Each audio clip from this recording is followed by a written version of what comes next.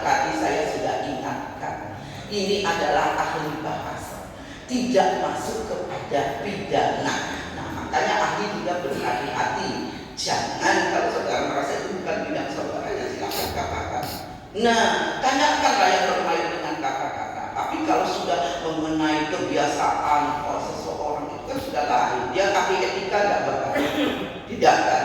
Nah, makanya tanyalah sesuai dengan. Sebentar dulu kan itu saya belum mempertanyakan. Ini kan sebuah hanya gambaran. Nanti ada pertanyaan berikutnya yang kami tanyakan nanti. Sama seperti saya ambil alih dulu pertanyaannya. Bagaimana saudara ahli menyebutkan bahwa unsur parameter apa yang saudara pakai di dalam unsur pencemaran nama baik? Saudara memandang, tadi saudara menerangkan. Nah, ini saudara memandang dari sudut mana? Dari keahlian bahasa pencemaran nama baik, dan saudara menjalankan unsur. Nah, ini yang harus hati-hati juga ahli. Unsur itu sudah masuk ke ranah pidana. Apakah ahli juga berkompeten? Sebenarnya saya belum mau memotong ini, tapi saya sudah mempunyai catatan kecil. Nah, ini ahli juga harus jangan dengan pertanyaan. Nah, ketika saudara menyatakan bahwa tadi itu tidak masuk unsur pencemaran baik dengan sederet deskripsi yang diajukan oleh penasihat hukum. Nah, bagaimana saudara parameter apa yang saudara pakai ketika saudara bisa menyebutkan tidak masuk kepada unsur pencemaran nama baik? Saudara memandang dari segi linguistik atau dari segi mana? Ini ahli bahasa.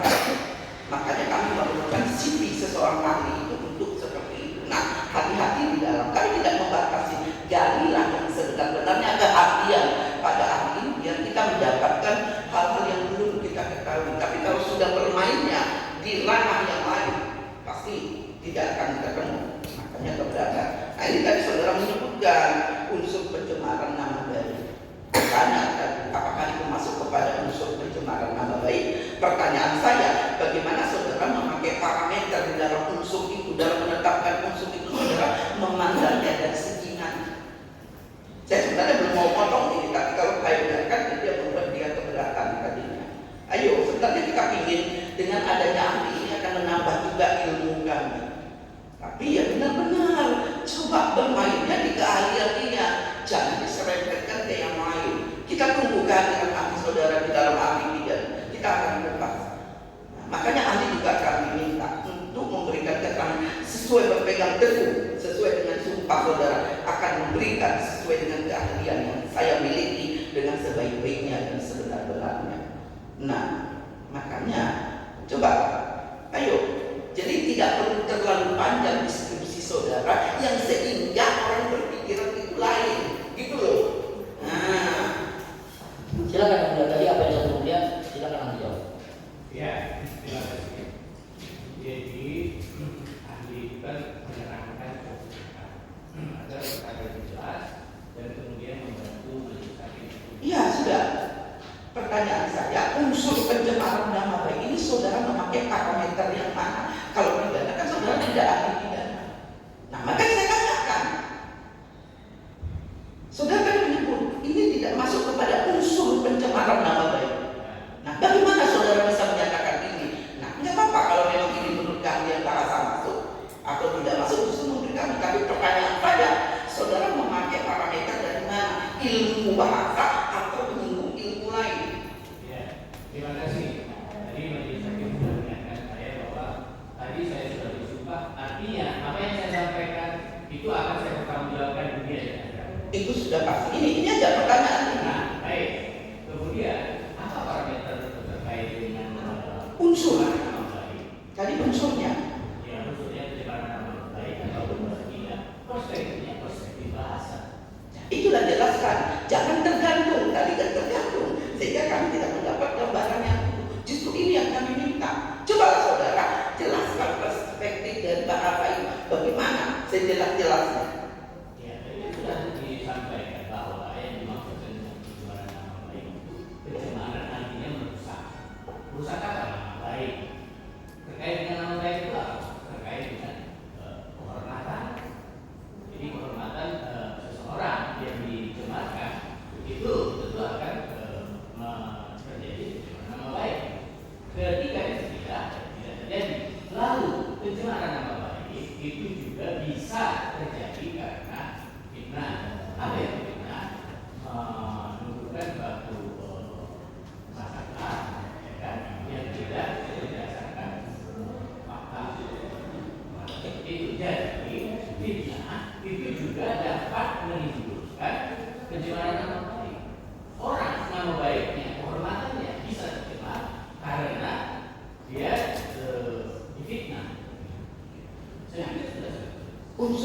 pencemaran nama baik itu di mana? Tadi saudara bilang dengan deskripsi yang diajukan diceritakan oleh penasihat hukum itu saya minta penjelasan. Saudara menyebut itu tidak termasuk unsur pencemaran nama baik, di mananya? Nah itu yang sangat berguna bagi kami. Nah, saudara menyimpulkan deskripsinya tadi itu tidak masuk unsur pencemaran nama baik. Nah di mananya dengan contoh yang diberikan oleh penasihat hukum tadi? Ya, itu sudah saya jelaskan kaitan antara pencemaran nama baik itu. Silakan lanjutkan. Oke, terima kasih ya. Baik, oke. Tadi ada mengatakan Kemudian seperti bodoh kau itu masuk kategori kata-kata yang dan dalam SKB ya,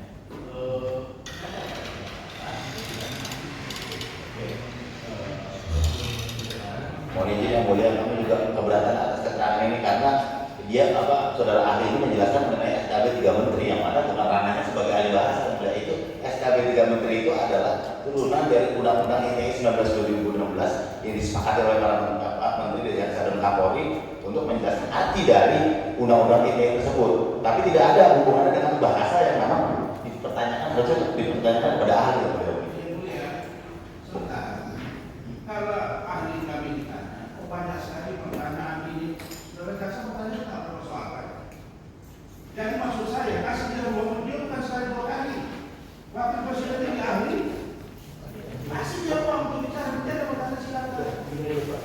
Sebentar, saya masih sudah mendapat ahli bahasa, SKB 3 mati juga dirujukan. Ini yang mau bertanya ini tidak banyak bicara, tapi yang banyak bicara.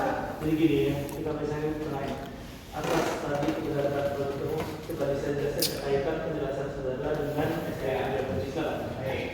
Kita sama-sama dari ahli bahasa itu bicara dalam konteks hukum, tidak bahasa asing, tapi bahasa yang berkaitan dengan aspek hukum. Otomatis ahli bahasa itu mempelajari aspek-aspek yang berkaitan dengan hukum. Kenapa? Karena untuk menjelaskan makna dan maksud suatu teks, ia tidak bergantung pada teks itu sendiri, tapi juga bergantung kepada konteks. Nah, SKB itu merupakan pedoman bagi pihak-pihak terkait dengan hukum, terkait dengan penerapan undang-undang ITE itu. Yang kaitannya dengan bahasa juga. Kita belajar menjadi pedoman bagi semua untuk menjadi batasan ini yang masuk ke yang sesuai dengan undang-undang ITE itu atau tidak. Jadi ini jelaskan. Jadi tidak bisa bahasanya mengungkapkan bahasa asing. Bahasa itu terkait dengan masyarakat, terkait dengan lingkungan, terkait dengan aspek hukum.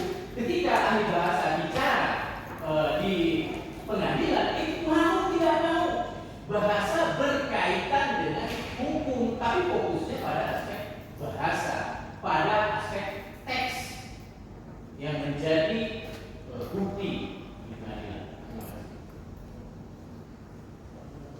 Kita lanjutkan pertanyaannya. cukup yang mulia terbaca. Keberatan lagi yang mulia, izin ini kita mau persidangan mau dibawa kemana yang mulia? Jadi begini Pak, ini pertanyaan Bapak itu. Sebentar. Pertanyaan Bapak itu langsung menyampaikan Bapak bilang pada kenyataannya itu kan kesimpulan Bapak, belum ada yang menyimpulkan. Makanya ramu pertanyaan itu dengan baik sehingga tidak ada yang merasa keberatan dengan pertanyaan itu. Ingat, kita tidak membatasi pertanyaan, tapi tolong sampaikan pertanyaan itu dengan baik. Kan saudara pada kenyataan itu kan versi saudara. Coba apa pendapat ahli? Atau tanya pernah nggak mendengar konferensi persnya? Gitu loh. Kalau pernah tanya bagaimana pendapat ahli dengan pernyataan yang dikeluarkan terdakwa di konferensi pers, begitu dong Pak. Makanya dalam pertanyaan perlu kepiawaian dalam menyampaikan pertanyaan, bukan asal melontarkan satu pertanyaan, sehingga tidak membuat satu pihak merasa itu tidak pada tempatnya saudara. Coba kalian dengan baik saja. Nah, kan intinya kan soal konferensi pers. Jadi jangan saudara simpulkan pada kenyataannya. Itu kan saudara yang menyimpulkan. Ini kan saudara disifat di garis netral.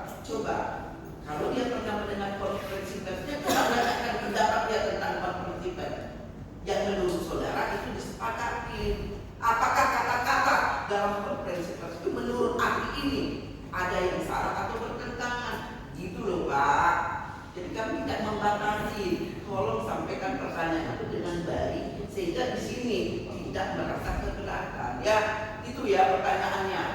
Ya, kami sudah bantu dari salah satu contoh mengajukan pertanyaan.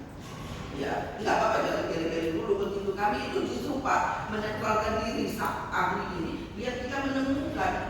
Kami juga ingin tahu apa sih sebenarnya versi dari ahli itu.